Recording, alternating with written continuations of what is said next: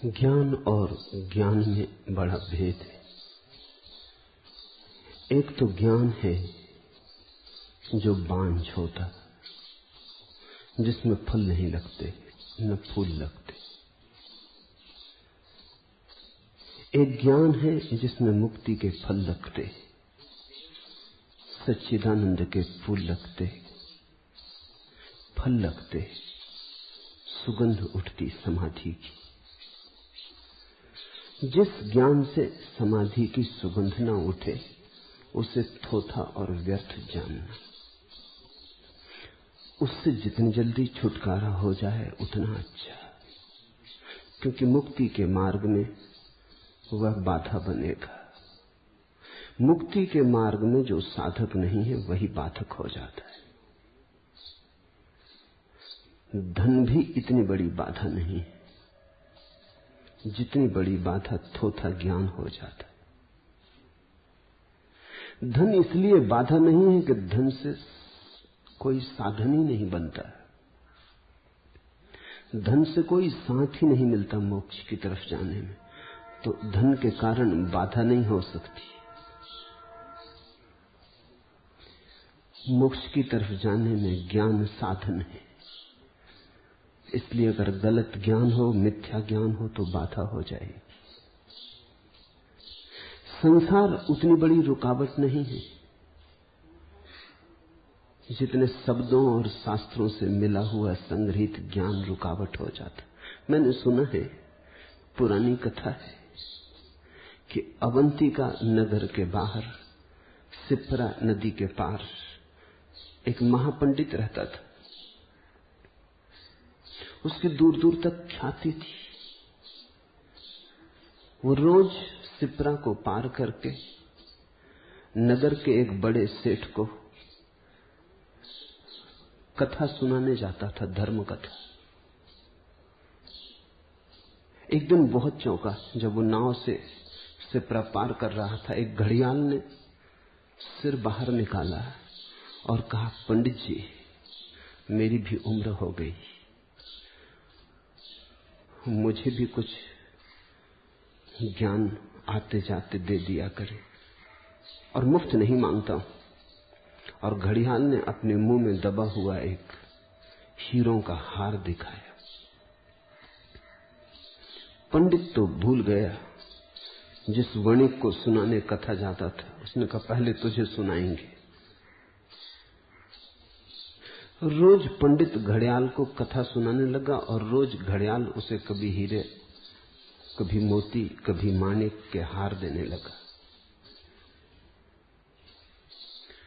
कुछ दिनों बाद घड़ियाल ने कहा कि पंडित जी, अब मेरी उम्र पूरी होने के करीब आ रही, मुझे त्रिवेणी तक छोड़ाएं, एक पूरा मटका भर के हीरे जवाहरात दूंगा। पंडित उसे लेके त्रिवेणी गया,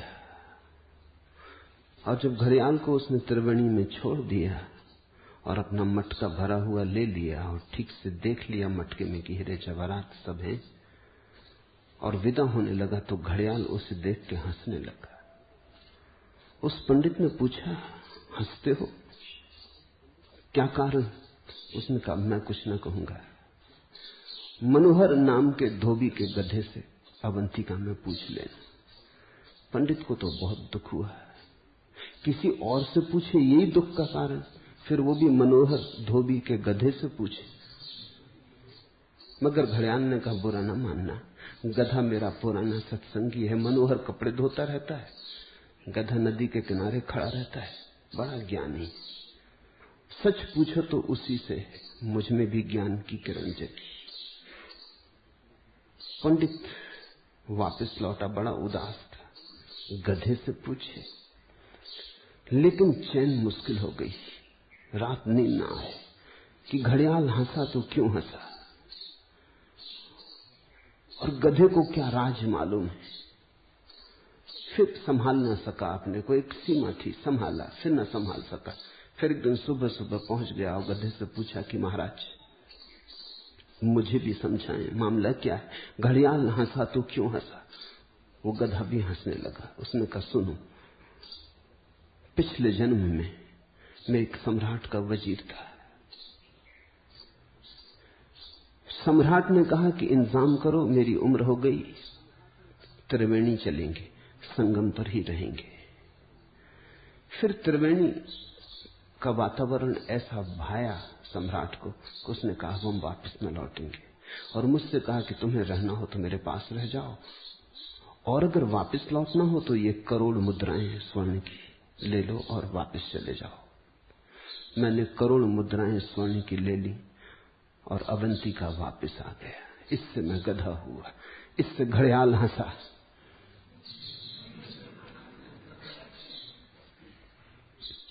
कहानी प्रीति कर रहे। बहुत है जिनका ज्ञान उन्हीं को मुक्त नहीं कर पाता। बहुत है जिनके ज्ञान से उनके जीवन में कोई सुगंध नहीं आती।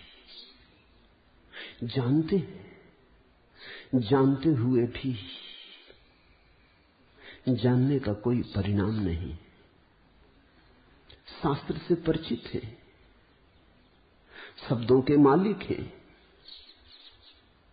तर्क का श्रृंगार है उनके पास, विवाद में उन्हें हरा ना सकोगे, लेकिन जीवन में वे हारते चले जाते। उनका खुद का जाना हुआ उनके जीवन में किसी काम नहीं आता। जो ज्ञान मुक्ति न दे वह ज्ञान नहीं। ज्ञान की परिभाषा यही है जो मुक्त करे। जीसस ने कहा है सत्य तुम्हें मुक्त करेगा, और अगर मुक्त न करे तो जानना कि सत्य नहीं। सिद्धांत एक बात है, सत्य दूसरी बात। सिद्धांत उधार है, सस्ते में ले लिया है, चोर बाजार से खरीद लिया है, मुफ्त पा गए हो, कहीं राह पे पड़ा मिल गया है, अर्जित नहीं किया है। सत्य अर्जित करना होता है। जीवन की जो आहुति चढ़ाता वही सत्य को उपलब्ध होता है। जीवन का जो यज्ञ बनाता वही सत्य को उपलब्ध होता है। सत्य मिलता है स्वयं के श्रम से, सत्य मिलता है स्वयं के बोध से। दूसरा सत्य नहीं दे सकता। इस एक बात को जितने भी गहरे तुम संभाल के रख लो उतना हितकर है। सत्य तुम्हें पाना होगा।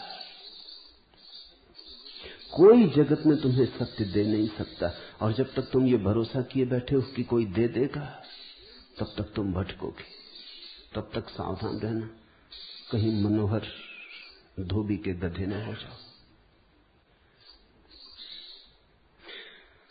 तब तक तुम त्रिवेणी पर आके चूक जाओगे, संगम पर पहुंच जाओगे और समाधि न बनेगी। बार बार घर के करीब आ जाओगे और फिर भटक जाओगे। मैंने सुना है राबिया अल अदाविया, एक सूफी फकीर औरत, गुजरती थी एक रास्ते से। उसने फकीर हसन को एक मस्जिद के सामने हाथ जोड़े खड़े देखा, और वो जोर से फकीर हसन कह रहा था, हे प्रभु द्वार खोलो, कब से पुकारता हूं, कृपा करो, मुझ दीन पर अनुकंपा करो, द्वार खोलो। हसन की आंखों से आंसू बह रहे।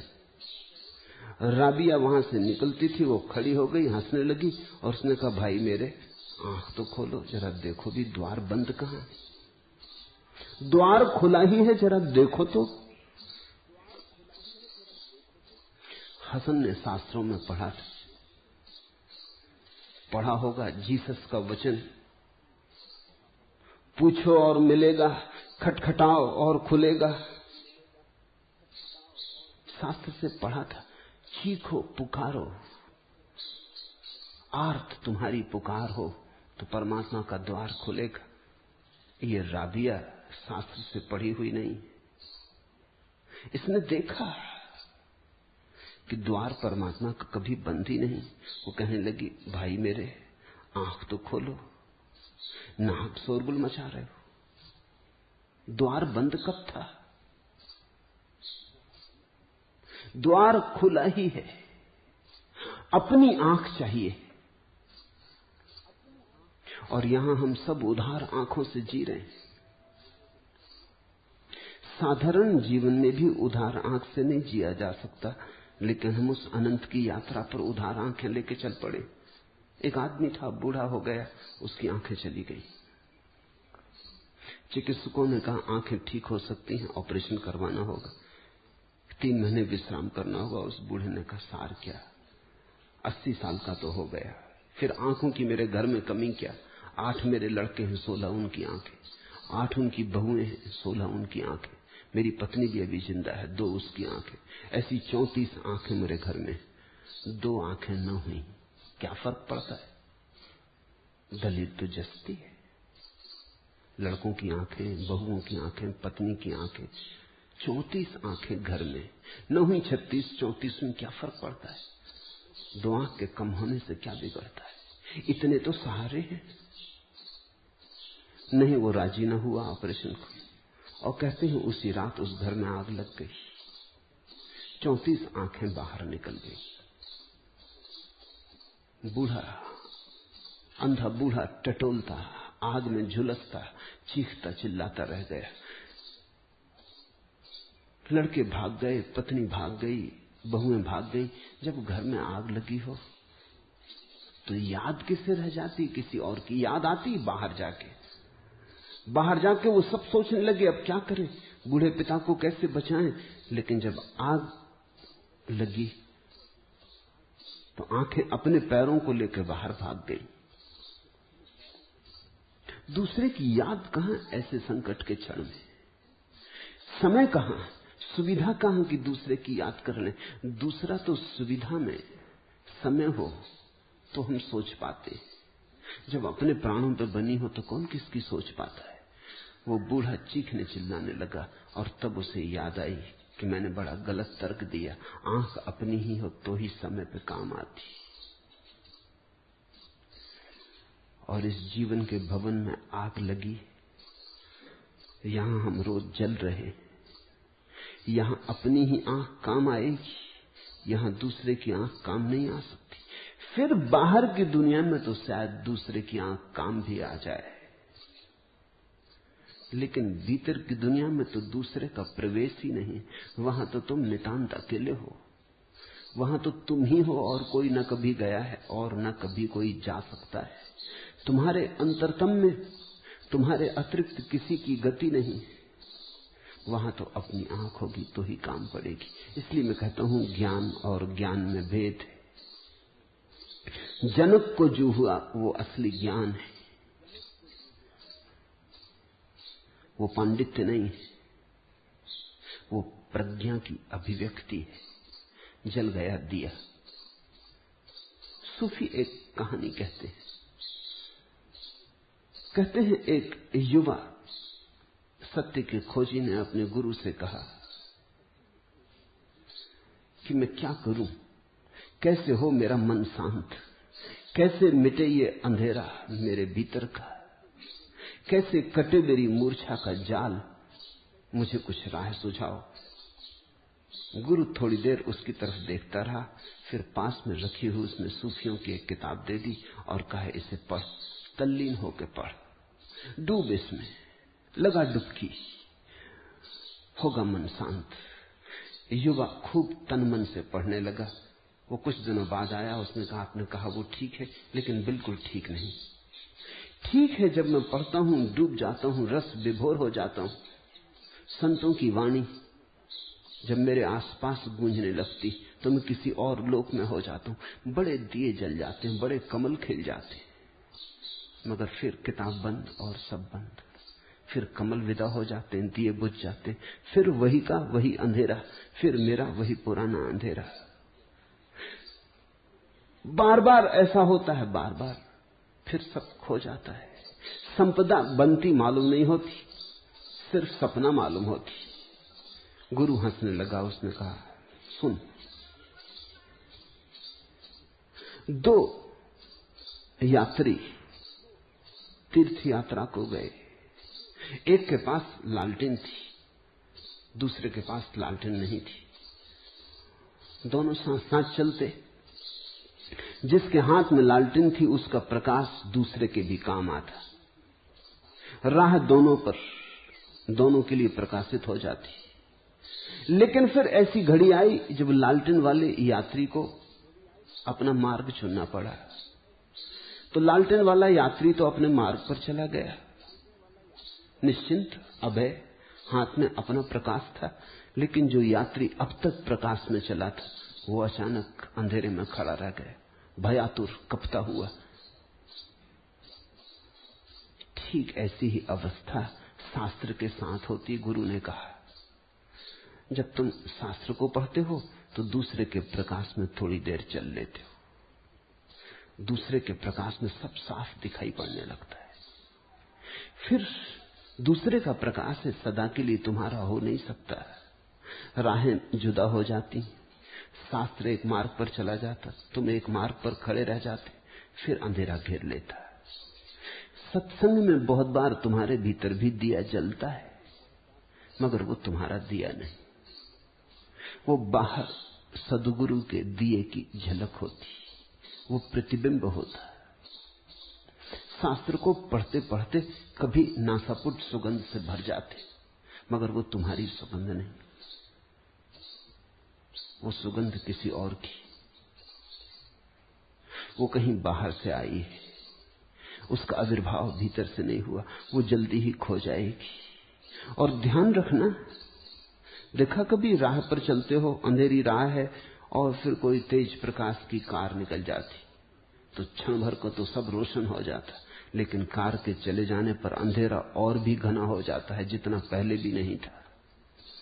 आंखें बिल्कुल चुंधिया जाती, कुछ नहीं दिखाई पड़ता। पहले तो थोड़ा बहुत दिखाई भी पड़ता था। अक्सर ऐसा होता है शास्त्र के प्रकाश में या सद्गुरु के प्रकाश में, थोड़ी देर को तो बिजली चमक जाती, सब साफ हो जाता है, लेकिन फिर ऐसा अंधेरा छाता है जैसा पहले भी नहीं था, और भी घना अंधेरा हो जाता है। उस सूफी फकीर ने अपने शिष्य को कहा कि अब शास्त्र बंद कर, तेरी पहला पाठ पूरा हुआ, अब भीतर का दिया जला, ज्योति तेरे भीतर है, अपनी ज्योति जला। दूसरे की ज्योति में थोड़ी बहुत देर कोई रोशनी में चल ले, ये सदा के लिए नहीं हो सकता, ये सनातन और शाश्वत यात्रा नहीं हो सकती। पराये प्रकाश में हम थोड़ी देर के लिए प्रकाशित हो लें, चाहिए तो होगा अपना ही प्रकाश। इसलिए कहता हूं ज्ञान और ज्ञान में भेद है। एक ज्ञान जो तुम्हें दूसरे से मिलता है, उसे तुम संभाल के मत बैठ जाना, ये मत सोच लेना कि मिल गई नाव, भवसागर पार हो जाएगा। दूसरा एक ज्ञान जो तुम्हारी अंतर ज्योति के जलने से मिलता है, वही तुम्हें पार ले जाएगा। जनक को कुछ ऐसा हुआ, चोट पड़ी, भीतर का तम टूटा, अपनी ज्योति जली। ये ज्योति इतनी आकस्मिक रूप से जली कि जनक भी भरोसा नहीं कर पाते, इसलिए बार बार कहे जाते हैं, आश्चर्य आश्चर्य, अहो ये क्या हो गया। देख रहे हैं कुछ हुआ, कुछ ऐसा हुआ कि पुराना सब गया और सब नया हो गया, कुछ ऐसा हुआ कि सब संबंध विच्छिन्न हो गए अतीत से, कुछ ऐसा हुआ कि अब तक जो मन की दुनिया थी वो खंड खंड हो गई, मन के पार का खुला आकाश दिखाई पड़ा। लेकिन ये इतना आकस्मिक हुआ है, अचंभित है, अवाक है, ठगे रह गए। इसलिए हर वचन में आश्चर्य और आश्चर्य की बात कर रहे हैं। आज का पहला सूत्र है, अहो जन समूहे अपि न द्वैतम पश्यतो मम अरण्यमेव संवृतम क्वा रतिम करवाण्य हम। आश्चर्य कि मुझे द्वैत दिखाई नहीं देता, जन समूह भी मेरे लिए अरण्यवत हो गया है, तब मैं कहां मोह करूं, किससे मोह करूं, कैसे मोह करूं। दूसरा बचा ही नहीं, मोह के लिए कोई आश्रय न रहा। आश्चर्य कि मुझे द्वैत दिखाई नहीं देता, और ऐसा भी नहीं कि मैं अंधा हो गया हूं। दिखाई दे रहा है, खूब दिखाई दे रहा है। ऐसा दिखाई दे रहा है जैसे कभी दिखाई ना दिया था। आंखें पहली दफे भरपूर खुली और द्वैत नहीं दिखाई दे रहा, एक ही दिखाई दे रहा है। सब किसी एक ही की तरंगें हो गए, सब किसी एक ही संगीत के सुर हो गए, सब किसी एक ही महावृक्ष के छोटे छोटे पत्ते, शाखाएं, उपशाखाएं हो गए हैं, लेकिन जीवनधार एक। द्वैत नहीं दिखाई देता। अब तक द्वैत ही दिखाई दिया था। तुमने सोचा है कभी? उन क्षणों में भी जहां तुम चाहते हो द्वैत न दिखाई दे, वहां भी द्वैत ही दिखाई देता है। किसी से तुम्हारा प्रेम है, तुम चाहते हो कम से कम यहां तो अद्वैत दिखाई दे। तुम चाहते हो यहां तो कम से कम एकता हो जाए। प्रेमी की तड़फन क्या है? प्रेमी की पीड़ा क्या है? प्रेमी की पीड़ा यही है कि जिससे वो एक होना चाहता है उससे भी दूरी बनी रहती। कितने ही पास आओ, गले से गले मिलाओ, दूरी बनी रहती। निकट आके भी निकटता कहां होती, आत्मीय होके भी आत्मीयता कहां होती। प्रेमी की पीड़ा यही है, चाहता है कि कम से कम एक से तो अद्वैत हो जाए। अद्वैत की आकांक्षा हमारे प्राणों में पड़ी है, वो हमारी गहनतम आकांक्षा है। जिसको तुम प्रेम की आकांक्षा कहते हो, अगर गौर से समझोगे तो वो अद्वैत की आकांक्षा है। वो आकांक्षा है कि चलो न हो सके सबसे एक, कम से कम एक से तो एक हो जाए। कोई तो हो ऐसी जगह जहां दुई ना हो, दूजा ना हो, दूसरा ना हो, जहां बीच में कोई खाली जगह न रह जाए, जहां सेतु बन जाए, जहां मिलन घटित हो। प्रेम की आकांक्षा अद्वैत की आकांक्षा है। ठीक ठीक तुमने व्याख्या न की होगी, तुमने ठीक ठीक प्रेम की आकांक्षा का विश्लेषण न किया होगा। अगर तुम उसका विश्लेषण करो तो तुम पाओगे समस्त धर्म प्रेम की ही आकांक्षा से पैदा होता है। लेकिन प्रेमी भी एक नहीं हो पाते, क्योंकि एक होने के लिए प्रेम काफी नहीं, एक होने के लिए आकांक्षा काफी नहीं, एक होने के लिए एक को देखने की क्षमता चाहिए। देखने की क्षमता तो हमारी दो की है। देखते तो हम सदा दो को हैं, देखते तो हम भिन्नता को हैं। भिन्नता हमारे लिए तत्क्षण दिखाई पड़ती, अभिन्नता हमें दिखाई नहीं पड़ती। अभिन्नता को देखने की हमारी क्षमता ही खो गई। सीमा दिखाई पड़ती है, असीम दिखाई नहीं पड़ता। लहरें दिखाई पड़ती हैं, सागर दिखाई नहीं पड़ता। तुम दूसरों से कैसे भिन्न हो ये दिखाई पड़ता, तुम दूसरों से कैसे अभिन्न हो ये दिखाई नहीं पड़ता। अद्वैत तो तभी फल सकता है जब दो के बीच जो शाश्वत सेतु है ही वो दिखाई पड़े। आश्चर्यजनक कहने लगे, मुझे दिखाई देता है लेकिन द्वैत दिखाई नहीं देता। ये क्या मामला है? ये क्या हो गया मुझे? ये भरोसा नहीं आ रहा। ये घटना इतनी आकस्मिक हुई है, ये संबोधि ऐसी क्षण के अंश में घट गई है। धीरे धीरे घटती तो आश्चर्य की कोई बात न थी। बुद्ध ने ऐसा नहीं कहा है कि आश्चर्य, महावीर ने ऐसा नहीं कहा है कि आश्चर्य। जो घटा है वो धीरे धीरे घटा है, वो क्रमिक रूप से घटा है। जो घटा है वो एकदम छप्पर टूट के नहीं घटा। तुम एक एक पैसा जोड़ो, करोड़ों रुपए जोड़ लो तो भी आश्चर्य ना होगा। लेकिन राह के किनारे करोड़ों रुपए अचानक पड़े मिल जाएं तो तुम भरोसा न कर पाओगे। तुम बार बार अपनी आंखों को साफ करके देखोगे कि मुझे और करोड़ रुपए मिल गए। ये मामला सच है कि कोई सपना तो नहीं देख रहा हूं? क्योंकि तुम्हारे जीवन भर का अनुभव तो ये है कि जो भी तुम छूते हो मिट्टी हो जाता, सोना छूते हो मिट्टी हो जाता। ये मामला क्या है? ये तुम्हारे साथ ऐसा अघट घट रहा है कि आज मिट्टी सोना होके पड़ी। तुम्हें अपने पे भरोसा ना आएगा, तुम ये मान ना सकोगे एकदम से।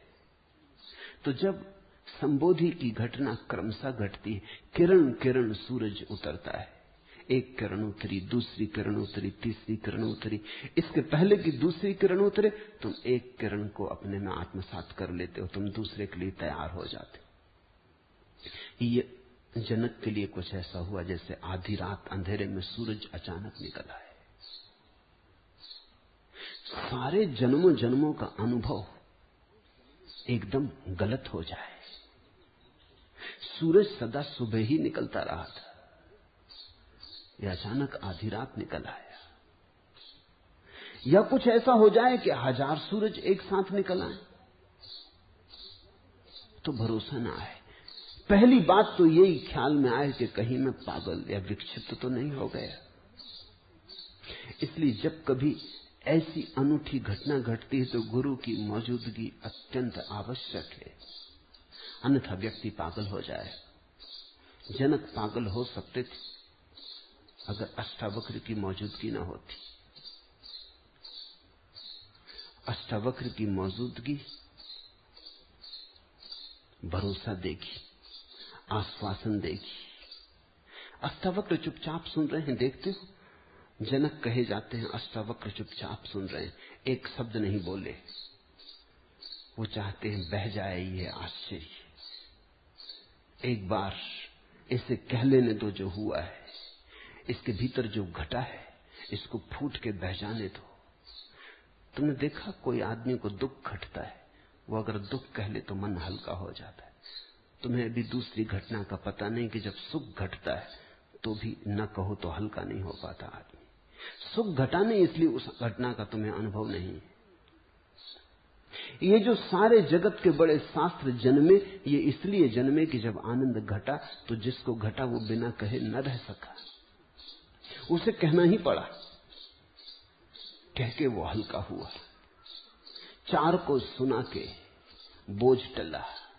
दुख का ही बोझ नहीं होता, सुख की भी बड़ी घनी पीड़ा होती, मधुर। आनंद की भी बड़ी घनी पीड़ा होती, जैसे तीर चुभ जाए। गुनगुनाना होगा, गाना होगा, नाचना होगा।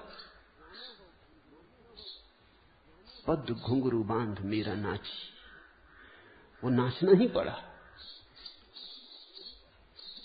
वो जो घटा है भीतर वो इतना बड़ा है कि वो तुम्हें अगर डमाडोल न करे तो घटा ही नहीं, वो अगर तुम्हें नचाना दे तो घटा ही नहीं, वो तुम्हें कपाना दे तो घटा ही नहीं।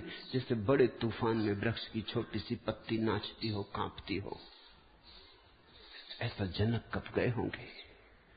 आश्चर्य कि मुझे द्वैत दिखाई नहीं देता, ये मेरी आंखों को क्या हुआ। सदा द्वैत ही देखा था, अनेक देखा था, आज सब एक हो गया है। एक व्यक्ति दूसरे व्यक्ति में मिला हुआ मालूम पड़ता है, सबकी सीमाएं एक दूसरे में लीन हुई मालूम होती, सब एक दूसरे में प्रविष्ट हुए मालूम होते। ये हुआ क्या? तुम यहां बैठे हो, अगर अचानक तुम्हें जनक जैसी घटना घटे तो तुम क्या देखोगे? तुम ये नहीं देखोगे यहां इतने लोग बैठे, तुम देखोगे ये मामला क्या है, ये इतने लोग अचानक खो गए। रूप तो बैठे हैं, लेकिन एक की आत्मा दूसरे में बह रही, दूसरे की आत्मा तीसरे में बह रही, सब एक दूसरे में बहे जा रहे हैं। ये हुआ क्या है? ये लोग फूट क्यों गए? इनके घड़े टूट क्यों गए? इनके प्राण एक दूसरे में क्यों उतरे जा रहे हैं? ऐसा ही हो रहा है, तुम्हें दिखाई नहीं पड़ता। इसलिए एक बात है, ऐसा ही हो रहा है। तुम्हारी श्वास दूसरे में जा रही, दूसरे की श्वास तुम में आ रही, तुम्हारी ऊर्जा दूसरे में जा रही, दूसरे की ऊर्जा तुम में आ रही। अब तो इसके वैज्ञानिक प्रमाण हैं कि हम एक दूसरे में बहते रहते। इसलिए तो ऐसा हो जाता है, अगर तुम किसी उदास आदमी के पास बैठो तो तुम उदास हो जाते हो, उसका उदास प्राण तुम में बहने लगता। तुम किसी हंसते प्रसन्नचित आदमी के पास बैठो, उसकी प्रसन्नचित्ता तुम्हें छूने लगती, संक्रामक हो जाती, कोई तुम्हारे भीतर हंसने लगता है। तुम कभी कभी चकित भी होते हो कि हंसी का मुझे तो कोई कारण न था, मैं कोई प्रसन्नचित्त अवस्था में भी न था, लेकिन हुआ क्या? दूसरे तुम में बह गए। वैज्ञानिक कहते हैं कि जब तुम किसी की तरफ बहुत प्रेम से देखते हो तो तुम्हारे भीतर से एक ऊर्जा उसकी तरफ बहती। अब इस ऊर्जा को नापने के भी उपाय है। तुम्हारे तरफ से एक विशिष्ट ऊष्मा, गर्मी उसकी तरफ प्रवाहित होती।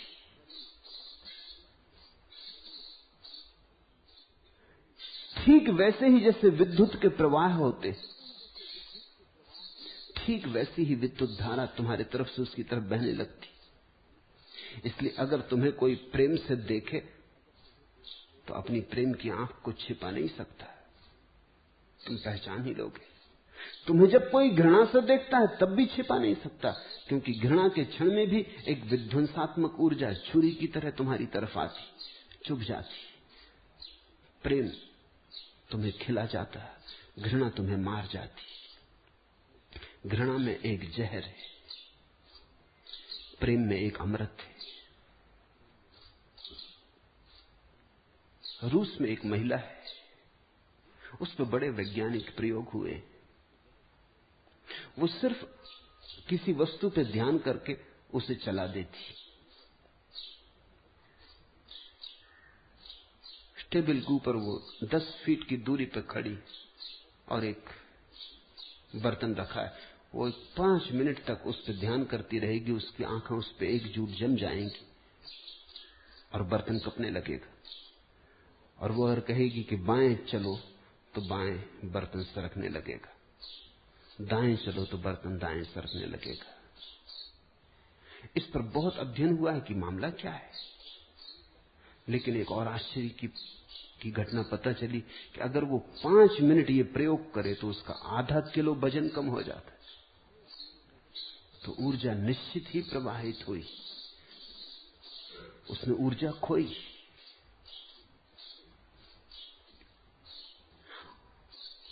पांच मिनट के प्रयोग में उसने काफी जोर से ऊर्जा को फेंका। उसी ऊर्जा के धक्के में बर्तन हटने लगा, सरकने लगा, बंध गया। हम एक दूसरे में बह रहे हैं, जाने हम न जाने हम। तुमने ये भी देखा होगा कि कुछ व्यक्ति ऐसे होते हैं जिनके पास तुम्हें बहाव मालूम होगा। जैसे तुम किसी नदी की धारा में पड़ गए जो बह रही, उनके साथ तुम रहोगे तो ताजगी मालूम होगी, उनके साथ तुम रहोगे तो एक प्रवाह, गति मालूम होगी। फिर कुछ ऐसे लोग हैं जो डबरों की तरह, उनके पास तुम रहोगे तो ऐसा लगेगा तुम भी कुंद हुए, बंद हुए, कहीं बहाव नहीं मालूम होता, सड़ान सी मालूम होती, सब रुका रुका, द्वार दरवाजे बंद, नई हवा नहीं, नई रोशनी नहीं। तुमने जाना होगा, देखा होगा। तुम जिनको आमतौर से साधु संत कहते हो वो ऐसे ही डबरे हैं। उनके पास तुम जाके बैठो थोड़ी बहुत देर, ठीक, 24 घंटे किसी संत के पास रहना बड़ा मुश्किल है। वो तुम्हारी जान लेने लगेगा। उसके पास तुम हंस ना सकोगे जोर से, तुम मजाक ना कर सकोगे, तुम गीत ना गुनगुना सकोगे। वो खुद भी बंद है, वो तुम्हें भी बंद करेगा। वो खुद अकड़ा बैठा है, वो तुम्हें भी अकड़ाएगा।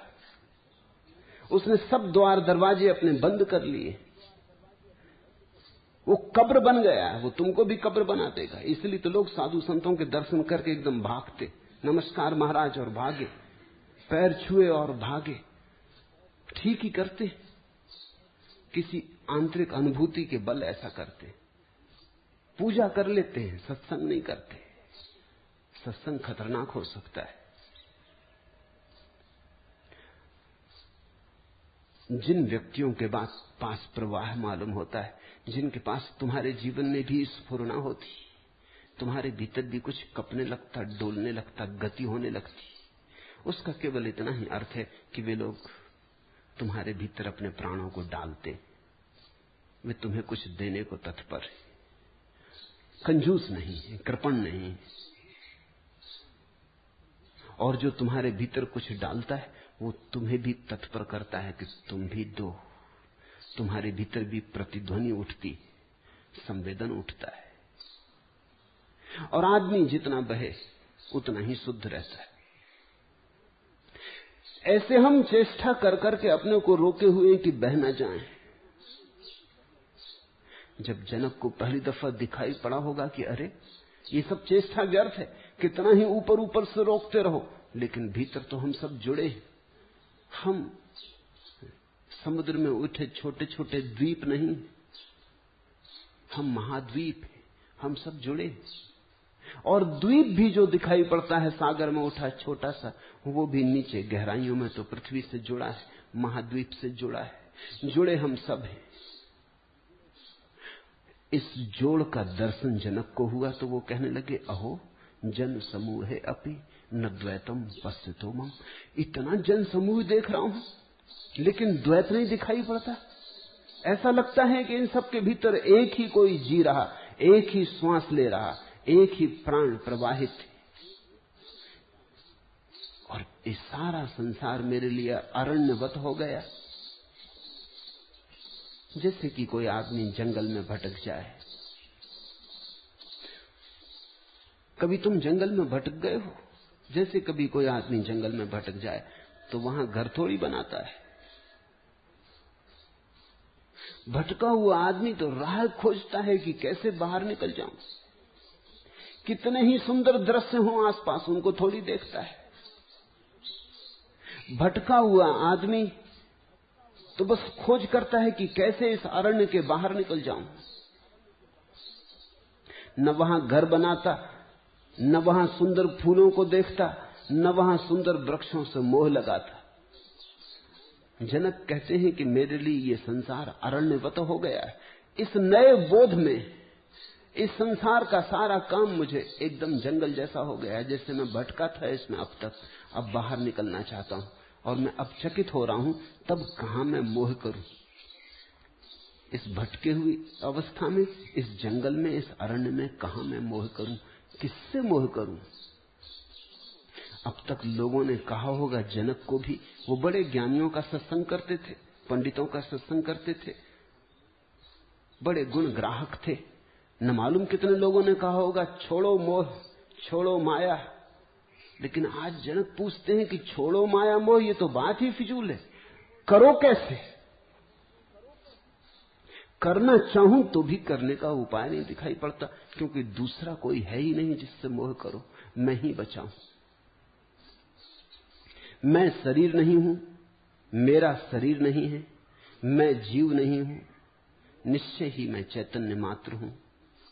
मेरा यही बंध था कि मेरे जीने में इच्छा थी। मैं शरीर नहीं, ना हम देही, ना में देहो, जीवो ना महम ही चित्त। मैं शरीर नहीं हूं, मेरा शरीर नहीं है, मैं जीव भी नहीं हूं, मैं तो केवल चैतन्य हूं। ऐसी प्रतीति हो रही। ये कोई सिद्धांत नहीं है, ऐसा साक्षात्कार हो रहा, ऐसा दर्शन हो रहा, ऐसा जनक देख रहे। यहां वो किसी दर्शन शास्त्र की बात नहीं कर रहे, जो उन्हें प्रतीत हो रहा है उसी को शब्द दे रहे, अभिव्यक्ति दे रहे। मेरा यही बंध था कि मेरी जीने में इच्छा थी, जीवेषणा मेरा बंध था, मैं जीना चाहता था, यही मेरा बंध था, और कोई बंध ना था। लेकिन अब तो जीवेषणा भी कहां रखूं, किससे मोह करूं, क्योंकि अब तो मैं देख रहा हूं जो है वो शाश्वत और सनातन है, न कभी जन्मा न कभी मरा। ये देह तो जन्मती और मरती है, ये श्वासें तो आज चलती हैं कल नहीं चलेंगी, ये मन तो आज तरंगायत है कल शांत हो जाएगा, ये प्राण जन्मे मर जाएंगे। लेकिन अब मुझे एक बात सीधी साफ दिखाई पड़ रही, निश्चय पूर्वक दिखाई पड़ रही कि मैं सिर्फ चैतन्य हूं, साक्षी हूं।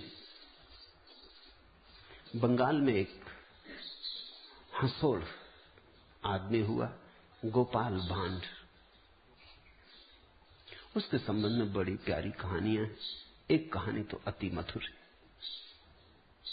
वो जिस नवाब के दरबार में लोगों को हंसाने का काम करता था, दरबारी उससे बड़े नाराज थे, क्योंकि वो सम्राट का धीरे धीरे बहुत प्यारा हो गया था। जो हंसी ले आए जीवन में, वो अगर प्यारा ना हो जाए तो और क्या हो। उसके पास बड़ी विलक्षण प्रतिभा थी, इसलिए ईर्ष्या भी स्वाभाविक थी। उसे हराने की वो बड़ी सोच करते थे, लेकिन कुछ उपाय न खोज पाते थे। आखिर एक दिन कोई उपाय न देखकर उन्होंने गोपाल भांड को पकड़ लिया और कहा कि आज तो तुझे राज बताना पड़ेगा कि तेरी प्रतिभा का राज क्या है। गांव में ऐसी अफवाह है कि तेरे पास सुखदा मणि, तूने कुछ सिद्धि कर ली और तुझे सुखदा नाम की मणि मिल गई, जिसकी वजह से न केवल तू सुख में रहता है, तो दूसरों को भी सुखी करता है। और यही तेरे चमत्कार का और तेरे प्रभाव का राज। वो सुखदा मणि हमें दे दे, अन्यथा ठीक ना होगा। दरबारी उसकी मारपीट भी करने लगे। उसने कहा कि ठहरो, तुम ठीक कहते हो, अफवाह सच, सुखदा मणि मेरे पास, लेकिन कोई चुरा ना ले, कोई छीन ना ले, इसलिए मैंने उसे जंगल में गड़ा दिया है। मैं तुम्हें बता देता हूं, तुम खोद लो। पूर्णिमा की रात वो सब दरबारियों को लेकर जंगल में गया, एक वृक्ष के नीचे बैठ गया। वो पूछने लगे, बोलो कहां गड़ाई? उसने कहा कि अब तुम खोज लो जगह। सूत्र यह है कि जिस जगह पर खड़े होने से चांद तुम्हारे सिर पे चमकता हो, उसी जगह गड़ी। वो दरबारी भागे, खोजने लगे स्थान, लेकिन जो दरवाजी जहां खड़ा हुआ, पूर्णिमा का चांद था, ठीक सिर के ऊपर था। वो सभी स्थानों पर सिर के ऊपर था, तो वो जगह जगह खोदने लगे। रात भर खोदते रहे, कई जगह खोदा, और गोपाल भांड वृक्ष के नीचे आराम से सोया रहा। सुबह उन्होंने उससे कहा कि तुम धोखा दे रहे हो, हमने सारा स्थान खोद डाला वृक्ष के आसपास, रात भर हम थक गए खोद खोद के। वो सुखदा मणि का कोई पता नहीं। गोपाल भांड हंसने लगा। उसने कहा, मैंने कहा था कि जहां सिर पर चांद चमकता है वहीं सुखदा मणि गड़ी। वो तुम्हारी खोपड़ी में गड़ी, कोई जमीन में थोड़ी गड़ी। वो तुम्हारे सिर में, वो तुम्हारे चैतन्य में, वो तुम्हारे साक्षी में।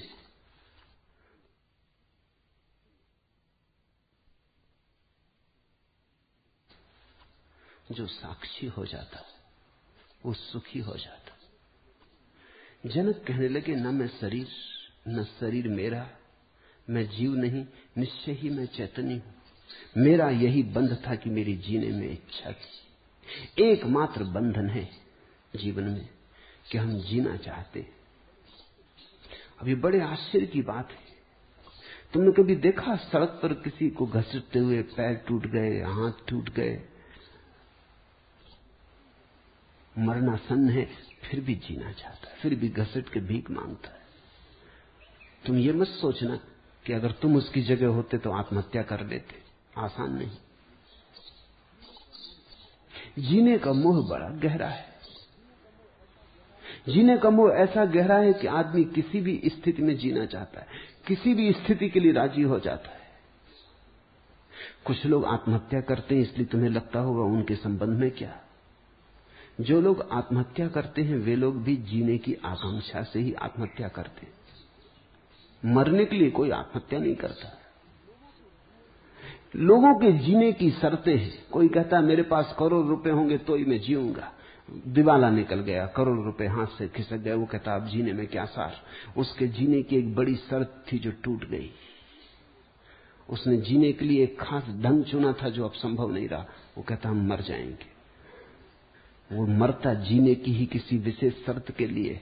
किसी ने कहा मैं किसी स्त्री के साथ रहूंगा तो ही रहूंगा, नहीं तो मर जाऊंगा। किसी स्त्री ने कहा किसी पुरुष को पालूंगी तो रहूंगी, नहीं तो मर जाऊंगी।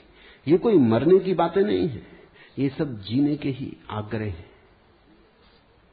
जीना जैसा चाहा था वैसा ना हो सका तो लोग मरने तक को तैयार हैं। जीने के लिए लोग मरने तक को तैयार हैं। अगर आत्महत्या कभी घटती है तो वो तो किसी बुद्ध, किसी जनक, किसी अष्टावक्र, किसी महावीर की घटती। वो ठीक आत्महत्या करते, क्योंकि उसके बाद फिर कोई जन्म नहीं है। वो जीने के लिए मरने की तो बात दूसरी, वो जीने के लिए जीने भी नहीं चाहते। वो जीवेशना को ही समझ लेते हैं कि जीवेशना एक धोखा है। इसे समझें। जब दिखाई पड़ता है समाधि की आंखों से, ध्यान की आंखों से, तो दिखाई पड़ता है जीवन तो है ही, ये तो कभी नहीं हो ही नहीं सकता। ये तो बड़े पागलपन की बात है कि जो तुम हो ही उसकी आकांक्षा कर रहे हो। ये तो ऐसा ही है कि तुम्हारे पास धन है और तुम धन मांग रहे हो। ये तो ऐसा ही है कि जो तुम्हारे पास है ही उसके लिए तुम भिक्षा मांगते वन वन में भटकते फिर रहे हो। जिस दिन ये दिखाई पड़ता है, जिस दिन अपना वास्तविक जीवन दिखाई पड़ता है, उसी क्षण जीवेशना खो जाती। जब तक तुमने अपने जीवन को किसी गलत चीज से जोड़ा है, किसी ने शरीर से जोड़ा है, किसी ने कहा मैं शरीर हूं, तो अड़चन आएगी, क्योंकि शरीर तो कल मरेगा। शरीर के मरने के भय के कारण जीवेशना पैदा होगी। मैंने सुना है, एक पुरानी तिब्बती कथा है कि दो उल्लू एक वृक्ष पर आके बैठे। एक ने सांप अपने मुंह में पकड़ रखा था, भोजन था उनका, सुबह के नाश्ते की तैयारी थी। दूसरा एक चूहा पकड़ लाया था। दोनों जैसे ही बैठे वृक्ष पर पास पास आके, एक के मुंह में सांप, एक के मुंह में चूहा। सांप ने चूहे को देखा तो वो ये भूल ही गया कि वो उल्लू के मुंह में है और मौत के करीब है। चूहे को देख के उसके मुंह में रसधार बहने लगी। वो भूल ही गया कि मौत के मुंह में। उसको अपनी जीवेशना ने पकड़ लिया। और चूहे ने जैसे ही देखा सांप को, वो भयभीत हो गया, वो कपने लगा। ऐसे मौत के मुंह में बैठा है मगर सांप को देख के कपने लगा। वो दोनों उल्लू बड़े हैरान हुए। एक उल्लू ने दूसरे उल्लू से पूछा कि भाई इसका कुछ राज समझे? दूसरे ने कहा बिल्कुल समझ में आया। जीभ की रस की स्वाद की इच्छा इतनी प्रबल है कि सामने मृत्यु खड़ी हो तो भी दिखाई नहीं पड़ती। और यह भी समझ में आया कि भय मौत से भी बड़ा भय है, कि मौत सामने खड़ी है, उससे यह भयभीत नहीं है चूहा, लेकिन भय से भयभीत है कि कहीं सांप हमला न कर दे। मौत से हम भयभीत नहीं हैं, हम भय से ज्यादा भयभीत हैं। और लोभ, स्वाद का, इंद्रियों का, जीवेशना का इतना प्रगाढ़ है कि मौत 24 घंटे खड़ी है तो भी हमें दिखाई नहीं पड़ती। हम अंधे। शरीर से जिसने अपने को बांधा वो अड़चन में रहेगा, क्योंकि लाख झुटलाओ, लाख समझाओ, ये बात भुलाई नहीं जा सकती कि शरीर मरेगा। रोज तो कोई मरता, कहां कहां आंखें चुराओ, कैसे बचो इस तथ्य से कि मृत्यु होती। रोज तो चिता सजती, रोज तो राम राम सत्य कहते लोग निकलते। हमने सब उपाय किए हैं कि मौत का हमें ज्यादा पता न चले। मरघट हम गांव के बाहर इसलिए बनाते, बनना चाहिए बीच में गांव के, ताकि सबको पता चले। एक लाश जले तो पूरे गांव को जलने का पता हो। बनाते हैं गांव के बाहर। स्त्रियां अपने छोटे बच्चों को भीतर कर लेती, लाश निकलती हो दरवाजे बंद कर देती, तो कोई मर गया भीतर आ जाओ, देखो मत मौत। मौत की हम ज्यादा बात नहीं करते, चर्चा भी नहीं करते। मरघट पे भी जो लोग जाते हैं मुर्दों को लेके, वो भी दूसरी बातें करते हैं मरघट पे बैठ के। इधर लाश जलती रहती है, वो बातें करते हैं फिल्म कौन सी चल रही है, कौन सा नेता जीतने के करीब है, कौन सा हारेगा, चुनाव होगा कि नहीं, राजनीति और हजार बातें। उधर लाश जल रही, ये सब बातें तरकीबें हैं। ये तरकीबें हैं एक पर्दा खड़ा करने की कि जलने तो कोई दूसरा मर रहा, हम थोड़ी मर गए। हम दूसरे के मर जाने पे बड़ी सहानुभूति भी प्रकट करते, वो भी तरकीब है। किससे सहानुभूति प्रकट कर रहे हो? उसी क्यू में तुम भी खड़े हो। एक खिसका क्यू थोड़ा और आगे बढ़ गया, मौत तुम्हारी थोड़ी और करीब आ गई। नंबर करीब आया जाता है, खिड़की पे तुम जल्दी पहुंच जाओगे। लेकिन हम कहते हैं बड़ा बुरा हुआ, बेचारा मर गया। लेकिन एक गहन भ्रांति हम भीतर पालते हैं कि सदा कोई और मरता है, मैं थोड़ी मरता हूं, सदा कोई और मरता है। मगर फिर भी कितने ही उपाय करो, ये सत्य है कि शरीर के साथ तो सदा जीवन नहीं हो सकता। कितना ही लंबाओ, 100 वर्ष जियो, 200 वर्ष जियो, 300 वर्ष जियो, क्या फर्क पड़ता है? विज्ञान कभी न कभी ये व्यवस्था कर देगा कि आदमी और लंबा जीने लगे, मगर इससे भी क्या फर्क पड़ता? मौत को थोड़ा पीछे हटा दो, लेकिन खड़ी तो रहेगी। थोड़े धक्के दे दो लेकिन हटेगी तो नहीं। शरीर तो जाएगा, इसलिए शरीर चला जाए, कहीं शरीर चला ना जाए, हम घबरा के जीवन की आकांक्षा करते हैं कि मैं बना रहूं। इस जीवन की आकांक्षा में धन इकट्ठा करते, पद जुटाते, सब तरह की भ्रांति खड़ी करते कि और सब मरेंगे, मैं नहीं मरूंगा, सब तरह की सुरक्षा। फिर भी मौत तो आती। शरीर से जिसने अपने को जोड़ा है वो कितना ही धोखा दे, धोखा धोखा ही है। फूट फूट के धोखे के पर्दे के पार मौत दिखाई पड़ती रहेगी, और जितनी मौत दिखाई पड़ती उतनी ही जीवेशना पैदा होती, उतना ही आदमी जीवन को घबरा के पकड़ता है कि कहीं छूट ना जाऊं।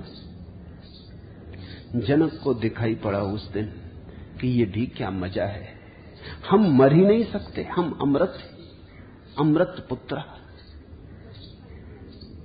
ये शरीर से हमने अपने को एक समझा इसलिए मौत, प्राण से एक समझा इसलिए मौत, मन से एक समझा इसलिए मौत। इनके पार हम अपने को देख लें, फिर कैसी मौत, साक्षी की कैसी मौत, चैतन्य की कैसी मौत। एक ही बंध था, जीने में इच्छा थी, अहम देहम ना, मैं देह नहीं,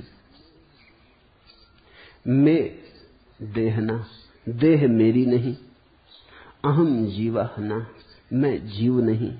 ये तथाकथित जो जीवन दिखाई पड़ता है ये मैं नहीं, अहम ही चित्त, मैं तो निश्चय रूप से चैतन्य हूं। मैं एव बंधा या जीवते स्पृहा आसीत, बस एक था बंधन मेरा कि जीने की स्पृहा थी, आकांक्षा थी। अब तो मैं जान गया कि मैं स्वयं जीवन हूं, जीने की आकांक्षा पागलपन है, मैं सम्राट हूं, व्यर्थी भिखारी बना था। आश्चर्य कि अनंत समुद्र रूप मुझ में चित्त रूपी हवा के उठने पर शीघ्र ही विचित्र जगत रूपी तरंगें पैदा होती। अब आश्चर्य होता है, जनक कहते हैं, ये जानकर कि जैसे हवा की तरंगे शांत झील में लहरें उठा जाती है, ऐसी ही चित्त की हवा मेरी शांत आत्मा में हजार हजार लहरें उठा जाती। वो लहरें मेरी नहीं, वो लहरें चित्त की हवा के कारण। आश्चर्य है कि अनंत समुद्र रूप मुझ में चित्त रूपी हवा के उठने पर शीघ्र ही विचित्र जगत रूपी तरंगें पैदा होती, और कैसे कैसे विचित्र सपने पैदा हो जाते, और कैसे कैसे माया और मोह और लोभ और कैसे कैसे जाल खड़े हो जाते। फिर एक बार इन जालों को हम अभ्यास कर लेते हैं तो छूटना मुश्किल हो जाता है। मैंने सुना है एक यूनानी संगीतज्ञ, जब भी कोई उसके पास संगीत सीखने आता तो पूछता कि तुमने पहले कहीं और तो नहीं सीखा है, संगीत के संबंध में कुछ जानते तो नहीं हो। अगर कोई व्यक्ति कहता कि मैं बिल्कुल संगीत के संबंध में कुछ नहीं जानता तो वो आधी फीस लेता, अगर कोई कहता कि मैं कुछ जानता हूं तो दुगनी फीस मांगता। दो व्यक्ति साथ ही साथ आए थे, एक बिल्कुल कोरा कागज और एक ख्यातिनाम संगीतज्ञ था, काफी जानता था, कुशल संगीतज्ञ था। और जब उस गुरु ने कहा कि जो बिल्कुल नहीं जानता उससे आधी फीस और तुम जो जानते हो तुमसे दुगनी फीस, तो वो कहने लगा ये अन्याय है, ये क्या मामला है, इसका अर्थ। तो वो संगीत गुरु कहने लगा इसका अर्थ सीधा है, जो नहीं जानता उसे हम सिर्फ सिखाएंगे, तुम जानते हो पहले तुम्हें बुलाएंगे, तुम जो जानते हो पहले उसे मिटाएंगे, तब तुम सीख सकोगे। संसार में हमारा असली सवाल एक ही है कि हमने जन्मों जन्मों में कुछ अभ्यास कर लिए, कुछ गलत बातें हम ऐसी प्रगाढ़ता से सीख गए हैं कि अब उन्हें कैसे भूलें, यही अड़चन। ये बात हमने खूब गहराई से सीख ली कि मैं शरीर हूं। भाषा, समाज, समूह, संस्कार सब इसी बात के। भूख लगती तुम कहते मुझे भूख लगी। जरा सोचो, अगर तुम इस वाक्य को ऐसा कहो कि शरीर को भूख लगी, ऐसा मैं देखता हूं, तुम फर्क समझते हो कितना भारी हो जाता। तुम कहते हो मुझे भूख लगी, तो तुम घोषणा कर रहे हो कि मैं देह हूं। जब तुम कहते हो शरीर को भूख लगी, ऐसा मैं देखता हूं, जानता हूं, तो तुम ये कह रहे हो कि शरीर मुझसे अलग, मैं ज्ञाता हूं, दृष्टा हूं, साक्षी हूं। जब कोई तुम्हें गाली देता है और तुम्हारे मन में तरंगें उठती तो तुम कहते हो मुझे क्रोध हो गया, तो तुम गलत बात कह रहे हो। तुम इतना ही कहो कि मन क्रोधित हो गया, ऐसा मैं देखता हूं।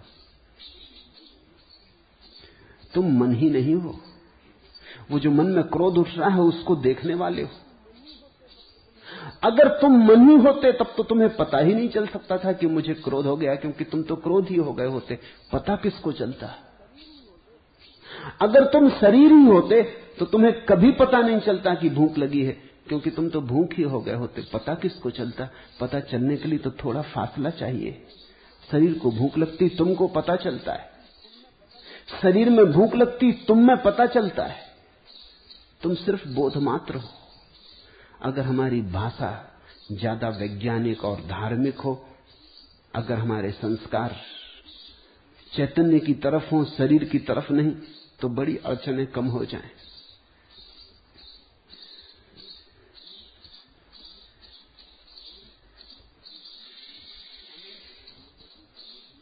अनंत समुद्र रूप मुझ में चित्त रूपी हवा के शांत होने पर जीव रूप वणिक के अभाग्य से जगत रूपी नौका नष्ट हो जाती है। और जब ये चित्त रूपी हवा शांत हो जाती है, लहरें खो जाती हैं और चेतना की झील मौन हो जाती है, तो फिर जीव रूप वणिक की नौका विनष्ट हो जाती है। जगत पोता विनस्वरा, फिर इस जगत का जो पोत है, ये जो जगत की नाव है, ये तत्क्षण खो जाती, जैसे एक स्वप्न देखा हो, जैसे कभी ना रही हो, जैसे बस एक ख्याल था, एक भ्रम था। तो करना है एक ही बात कि ये जो चित्त की हवा है ये शांत हो जाए। इस संबंध में अष्टावक्र और जनक की दृष्टि बड़ी क्रांतिकारी है, जैसा मैं बार बार कह रहा हूं। योग कहेगा कि कैसे इस चित्त की हवा को शांत करो, वो प्रक्रिया बताएगा। चित्त वृत्ति निरोधा, वो कहेगा योग है चित्त वृत्ति का निरोध। तो कैसे चित्त की वृत्ति का निरोध करें? यम करो, नियम करो, संयम करो, आसन प्राणायाम प्रत्याहार करो, धारणा ध्यान समाधि करो, तो फिर चित्त की लहरें शांत हो जाएंगी। इस संबंध में अष्टावक्र और जनक की दृष्टि बड़ी अनूठी है। वो क्या कहते हैं? वो ये नहीं कहते कि तुम कुछ करो, वो कहते हैं करने से तो चित्त रूपी तरंगें और उठेंगी, क्योंकि करने से तो उपद्रव ही खड़ा होगा, करने से तो और लहरें हिल जाएंगी। तुम्हारे कुछ करने का सवाल नहीं है, तुम सिर्फ देखो, तुम करो कुछ मत। आश्चर्य है कि अनंत समुद्र रूप मुझ में जीव रूपी तरंगें अपने स्वभाव के अनुसार उठती हैं, परस्पर लड़ती हैं, खेलती हैं और लय होती, अपने स्वभाव के अनुसार। ये कुंजी है, ये सब हो रहा है अपने स्वभाव के अनुसार। तुम न इसे शांत कर सकते हो, न तुम इसे अशांत कर सकते हो। तुम बीच में पड़ो ही मत, तुम ये होने दो। तुम सिर्फ एक बात स्मरण रखो कि तुम साक्षी हो।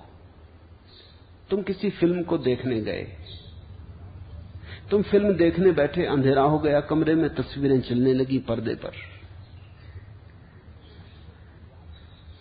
इतना ही अगर तुम याद रख सको कि मैं साक्षी हूं और पर्दे पर जो तस्वीरें चल रही केवल धूप छाया का खेल, तो कहानी तुम्हें बिल्कुल प्रभावित ना करेगी। कोई किसी की हत्या कर दे तो तुम एकदम विचलित ना हो जाओगे। तुमने देखा फिल्म में हत्या हो जाती, लोग एकदम रीढ़ सीधी करके बैठ जाते, जैसे कुछ सचमुच घट रहा है। कोई मारा जाता है तो कई की आंखें गीली हो जाती, लोग रुमाल निकाल लेते हो, तो अंधेरा रहता है इसलिए अच्छा है, अपना जल्दी से आंख पोंछ के अंदर रख ली, रुमाल को फिर खीसे में कर लिया। लोगों के रुमाल गीले हो जाते हैं फिल्मों में। जब तक रुमाल गीले ना हो तब तक वो कहती नहीं कि फिल्म अच्छी थी। रोने का अभ्यास ऐसा पुराना है कि जो भी रुला दे, वही लगता है कि कुछ गजब का काम हुआ। लोग हंसने लगते, रोने लगते। तुमने देखा कि छाया चल रही है, वहां कुछ भी नहीं, पर्दे पे कुछ भी नहीं, लेकिन छाया तुम्हें जकड़ लेती, तुम उसके साथ डोलने लगते। तुम में क्रोध पैदा हो सकता है, प्रेम पैदा हो सकता है, वासना जग सकती, उत्तेजना हो सकती, सब कुछ घट सकता है, और पर्दे पे कुछ भी नहीं। तुम भूल ही जाते हो। तुम्हारी उस भूल को ही सुधारना है, कुछ और करना नहीं। तुम्हें दौड़ के पर्दा नहीं फाड़ डालना है कि बंद करो, कि तुम्हें पीछे जाके प्रोजेक्टर नहीं तोड़ देना है कि बंद करो। ये क्या मजाक कर रखी है कि सिर्फ धूप छाया का खेल और लोगों को परेशान कर रहे हो। इतने लोग रो रहे हैं नाहक, अरे जिंदगी काफी है रोने के लिए, बंद करो। ये तो तुम नहीं करते, इसकी कोई जरूरत भी नहीं, क्योंकि जो रोना चाहते हैं उनके लिए पर्दे को रहने दो। जिनकी अभी रोने में उत्सुकता है, पैसे चुका के जो रोने आए, उनके खेल में बाधा मत डालो। जो खेलना चाहता है खेले। तुम सिर्फ इतना समझो कि तुम साक्षी हो, और ये सब जो हो रहा है ऊपर ऊपर है। आश्चर्यम मई अनंत महम मोधो जीव वीचिया उद्धंती घ्रंती चा खेलंती चा स्वभावता प्रविशंति। खेलने दो इन लहरों को, उठने दो इन लहरों को, नाचने दो इन लहरों को। जैसे स्वभाव से ये उठी हैं, ऐसे ही स्वभाव से शांत हो जाएंगी। तुम साक्षी भाव से किनारे पर बैठ रहो। कोई योग नहीं है। अष्टावक्र की दृष्टि में कुछ साधन नहीं करना है, सीधी छलांग है। तुम सिर्फ देखते रहो। क्रोध उठे तो तुम कहो कि ठीक है, स्वाभाविक। काम उठे तो कहो ठीक है, स्वाभाविक। तुम देखने वाले बने रहो। तुम विचलित ना हो दृष्टा से। तुम्हारा साक्षी ना कपे बस, और सब कपता रहे, सारा संसार तूफान में पड़ा रहे, तुम तूफान के मध्य साक्षी में ठहरे रहो।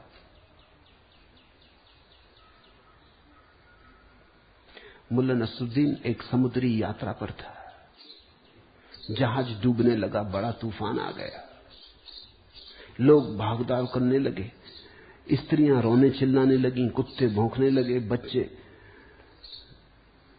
बेहोश होने लगे। सारे लोग एक कोने में इकट्ठे हो गए। मालिक चिल्ला रहा है, संभालने की कोशिश कर रहा है, कैप्टन चिल्ला रहा है, मल्लाह इंतजाम कर रहे हैं। एकदम अराजकता फैल गई। सिर्फ एक मुल्ला है कि जगह जगह खड़े होकर शांति से लोगों को देख रहा है। आखिर एक आदमी से न रहा गया, उसने कहा कि मुल्ला नसरुद्दीन, आदमी हो कि पत्थर, ये तुम कोई खेल समझे हो? ये नाव डूब रही, ये जहाज डूब रहा है, ये हम सब मरने जा रहे हैं। मुल्ला ने कहा, अपने को क्या लेने देना, कोई अपने बाप का जहाज।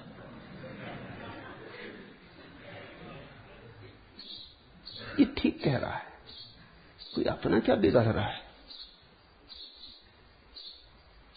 एक ऐसी घड़ी है जब सब होता रहता और तुम जानते हो अपना क्या बिगड़ रहा है। अपने बाप का जहाज, तुम पार साक्षी बने रहते हो। तब तुमने आंधी के बीच में भी एक शांत स्थान खोज लिया, तब तुम अपने केंद्र पर आ गए।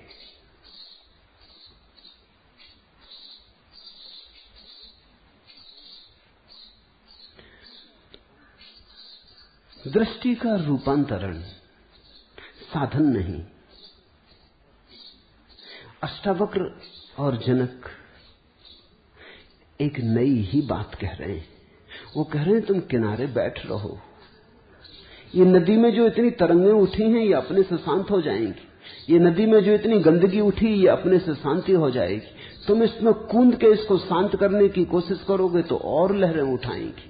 तुमने देखा कभी, जब तुम शांत होने की ज्यादा चेष्टा करते हो और अशांत हो जाते। मेरे पास अक्सर लोग आते, मेरे अनुभव में ऐसा आया कि जिनको तुम सांसारिक लोग कहते हो वो ज्यादा शांत होते हैं धार्मिक लोगों की बजाय। क्योंकि सांसारिक आदमी को संसार की ही चिंता है, अशांतियां हैं ठीक है, ये धार्मिक आदमी को एक नई अशांति, इनको शांत भी होना है। बाकी अशांतियां तो हैं, धन, बाकी तो सब उपद्रव इनके भी लगे हुए हैं। घर है, द्वार है, गृहस्थी है, दुकान बाजार है, हार जीत है, सब लगा हुआ है। सफलता असफलता वो सब तो है, और एक नया रोग, इनको शांत होना है। कम से कम उतना रोग सांसारिक आदमी को नहीं। वो कहता है अशांति है, ठीक है, उसकी अशांति इतनी भयंकर नहीं है जैसी इस आदमी की अशांति हो जाती, जो कि इसको शांत भी करना चाहता है। और जब तुम कभी मंदिर जाते हो, पूजा करने बैठते, प्रार्थना करने बैठते, ध्यान करने देखा, उस समय तुम और भी अशांत हो जाते हो। इतने तुम दुकान पे भी नहीं होते, बाजार में भी नहीं होते। क्या होता है? तुम उतर पड़े नदी में, तुम चेष्टा करने लगे लहरों को शांत करने की। तुम्हारी चेष्टा से तो और लहरें उठाएंगी। तुम कृपा करके किनारे पर बैठो। बुद्ध के जीवन में उल्लेख है, मुझे बड़ा प्यारा रहा है। बुद्ध गुजरते एक पहाड़ से, धूप है, प्यासे। आनंद को कहते कि आनंद तू पीछे लौट के जा, कोई 2 मील पीछे हम एक झरना छोड़ आए, वहां से तू पानी भर ला, मुझे प्यास लगी। वो एक वृक्ष के नीचे बैठ के विश्राम करते। आनंद जाता भिक्षा पात्र लेकर, लेकिन जब वो पहुंचता है उस झरने पर, तो ठीक उसके सामने ही कुछ बैलगाड़ियां उस झरने में से निकल गई। तो सारा पानी कूड़ा करकट से भर गया, जमी कीचड़ उठाई ऊपर, सूखे पत्ते ऊपर तैरने लगे, सड़े पत्ते ऊपर तैरने लगे। वो पानी पीने योग्य न रहा। वो वापस लौट आया। उसने बुद्ध को कहा, वो पानी पीने योग्य नहीं। आगे चल के कोई 4-6 मील दूर नई हम अभी पहुंचेंगे, नदी है, वहां से मैं पानी ले आता हूं, आप विश्राम करें या चलते हो तो मेरे साथ चले चलें। लेकिन वो पानी पीने योग्य नहीं रहा। बुद्ध ने जिद की, उन्होंने कहा तू वापस जा, वही पानी ले आ। जब बुद्ध ने कहा तो आनंद इंकार भी न कर सका, फिर गया। झिझकते हुए गया कि वो पानी बिल्कुल बेकार है। लेकिन वहां जाकर देखा कि तब तक तो पानी स्वच्छ हो गया।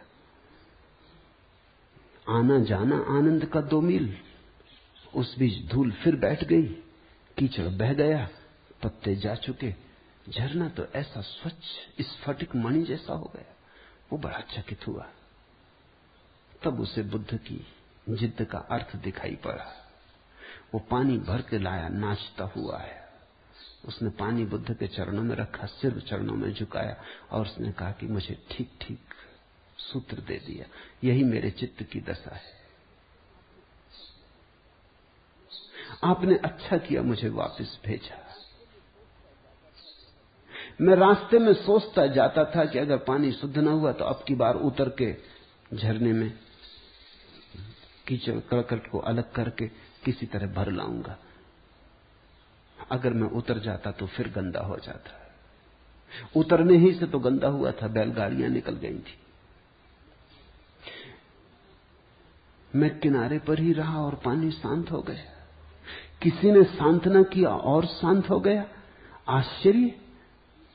अनंत समुद्र रूप मुझ में जीव रूप तरंगे अपने स्वभाव से उठती, परस्पर लड़ती, खेलती और लय होती। स्वभावता प्रविशन्ति, वे अपने स्वभाव से ही सब बनता, मिटता, खोता रहता है। तुम दूर साक्षी हो जाओ, तुम खड़े देखते रहो।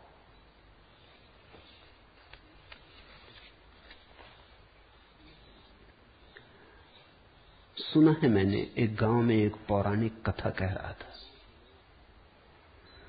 उसने गांव के लोगों को समझाया कि पाप से डरो, पाप से बचो, पाप से लड़ो, जैसा कि सभी तथाकथित धार्मिक लोग कहते हैं।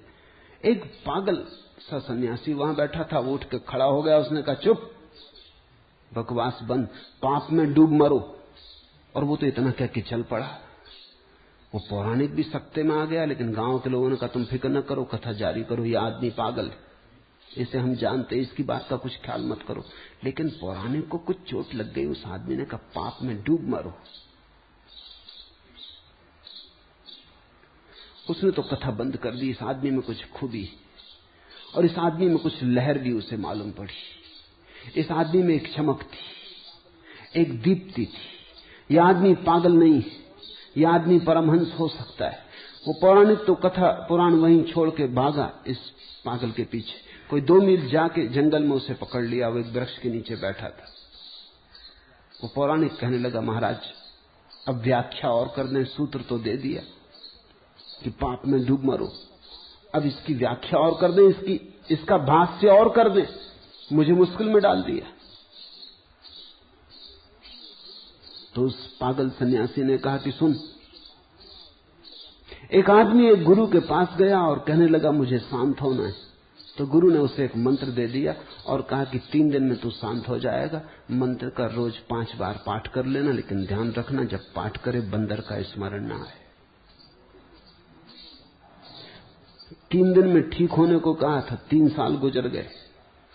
वो आदमी मरा जा रहा है, लड़ा जा रहा है, मगर कुछ उपाय नहीं। जब भी वो मंत्र पढ़ता है बंदरों का स्मरण आ जाता है।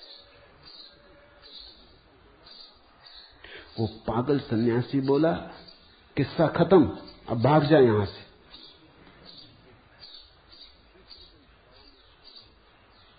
दूसरे दिन पौराणिक फिर गांव में कथा कह रहा था।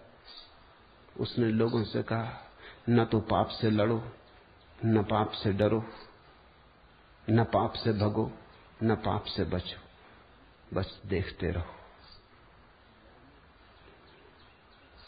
लड़ने से वो आदमी बंदर से लड़ रहा है कि बंदर ना आने पाए। तुम जिससे लड़ोगे वही आएगा। तुम्हारा लड़ना ही तुम्हारा आकर्षण बन जाएगा। जो व्यक्ति काम वासना से लड़ेगा, काम वासना ही उठेगी। जो लोभ से लड़ेगा, लोभ ही उठेगा। जो क्रोध से लड़ेगा वो और क्रोध उठाएगा, क्योंकि जिससे तुम लड़ोगे उसका स्मरण बना रहेगा। तुमने ख्याल किया, जिसे तुम भूलना चाहते हो उसे भूल नहीं पाते, क्योंकि भूलने के लिए भी तो बार बार याद करना पड़ता है, उसी में तो याद बन जाती। किसी को तुम्हें भूलना है, कैसे भूलो? भूलने की चेष्टा में तो याद सघन होगी। भूलने से कभी कोई किसी को भूल पाया, लड़ने से कभी कोई जीता। इस जीवन का ये विरोधाभासी नियम ठीक से समझ लेना। जिससे तुम लड़े उसी से तुम हारोगे। लड़ना ही मत। संघर्ष सूत्र नहीं है विजय का, साक्षी। बैठ के देखते रहो। अब बंदर उछल कूद कर रहे हैं, करने दो। वो अपने स्वभाव से ही चले जाएंगे। तुमने अगर उत्सुकता न ली तो बार बार तुम्हारे द्वार ना आएंगे।